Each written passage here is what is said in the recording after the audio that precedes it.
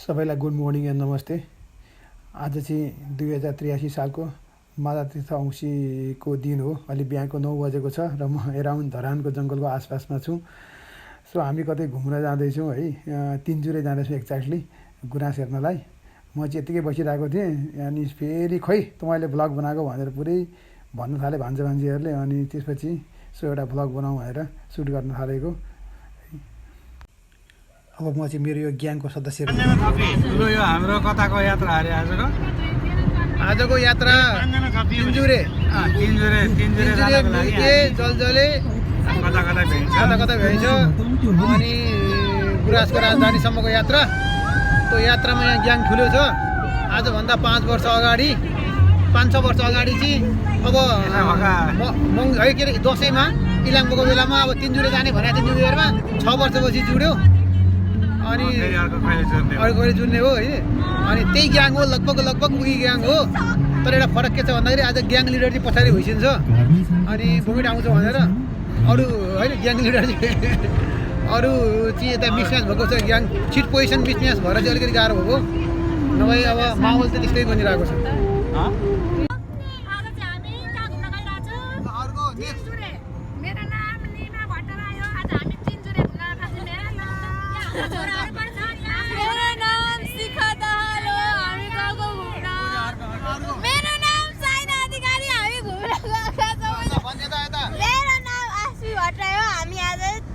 तिनजुरे जाने हो। मेरो नाम आर्य अधिकारी। हामी आज तिनजुरे घुम्न जाँदैछौँ। रुसु पनि हेर्दै उता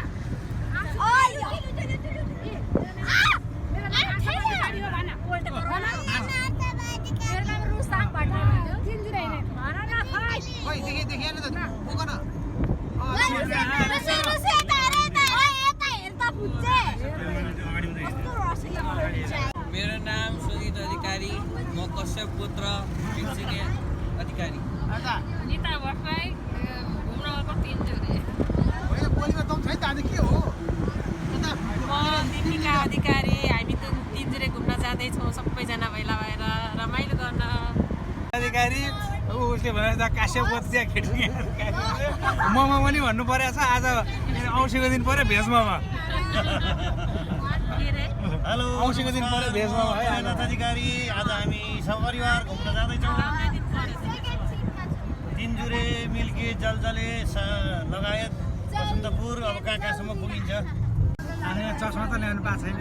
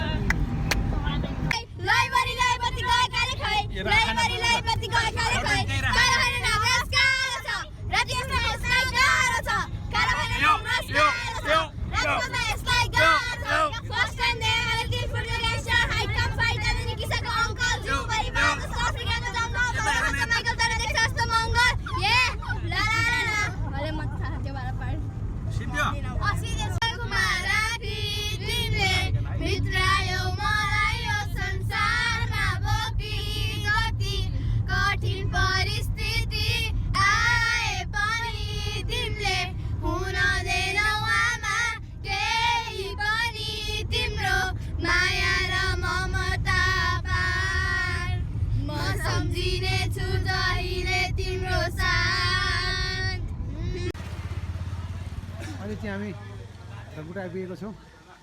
यो हाम्रो माइक्रो चार्ज गर्दैछ इभी। अनि यस्तो छ यहाँ माहौल। सबजना बाटोमा वाक गर्दै थियो, अहिले चाहिँ पुरै फ्री हुँदै आइरहेका छन्। हाम्रो रुसी बेबी यहाँ मस्तमा छ। दिदीहरू ल उफ्रिनु नपाएका।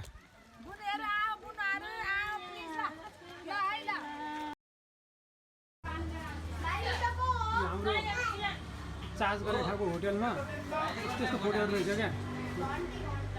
देवकोटा सिद्धिचरण बिपी पुष्पलाल उता राजा र उता बालेन हिस्ट्रीको ठाउँ रहेछ यो त